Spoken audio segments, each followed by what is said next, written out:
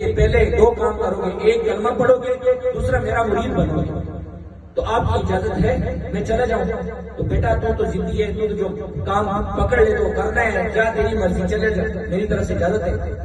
وہ گیا خواجہ صاحب کے پاس، خواجہ صاحب نے اس کو کلمہ پڑھایا، بیعت کیا، اس کو توجہ کی بس وہ، اور کہا کہ 3 دن میرے پاس رہو گے، کہیں نہیں جانا، 3 دن میرے پاس ہو۔ 3 دن خواجہ صاحب کے ساتھ اس کی خدمت میں، اس کے ساتھ سحری کرنا، اس کے ساتھ افطاری کرنا، نمازیں پڑھنا، قرآن کی تلاوت کرنا، اس کی باتیں سننا، مریدوں کے ساتھ اس کا اخلاق دیکھنا، بس وہ 3 دن یہی کرتا رہا۔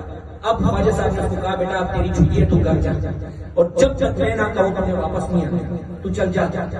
وہ گھر گیا، جب رات آئی اس کو خواجہ صاحب کی رات یاد نہ کر پایا، وہ گھوم رہا ہے، وہ کھا نہیں رہا تھا کچھ، بھوک لگی ہوئی تھی، کھانا نہیں کھا رہا تھا، تڑپ رہا تھا، کبھی ادھر کبھی ادھر، نیند نہیں، آنکھوں سے نیند غائب ہو گئی۔ سحری کا ٹائم آ گیا، خواجہ صاحب بہت یاد آنے لگا، وہ چیخ چیخ کے رو رہے، فجر کا ٹائم آ گیا، وہ نماز یاد آ گیا، اور رو رہے۔ اس کی ماں کہتی بیٹا کیا ہوا؟ کہا میں تو خواجہ صاحب کا دیوانہ ہو گیا، عاشق ہو گیا ہوں، اور حضور کو بولو مجھے بلا لے۔ جب ماں گئی اور کہا یا خواجہ اے اللہ کے پیارے میرے بیٹے کو بلا لے، بہت رو رہے، کہا نہیں اس کا بھی ٹائم ہے، میں نہیں بلاؤں گا، واپس چلی گئی۔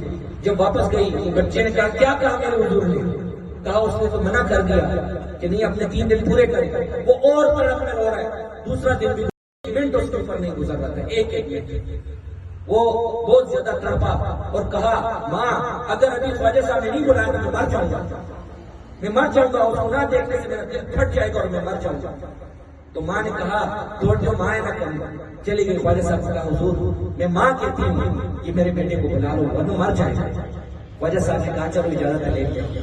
جب آیا خواجہ صاحب کے سامنے سینے سے لگا، اس کو سکون ملا، اور دونوں رو رہے ہیں۔ عشق کا رونا ہوتا ہے، یہ ایسا رونا ہوتا ہے کہ ایک دوسرے کو دیکھ کے رو رہے ہیں۔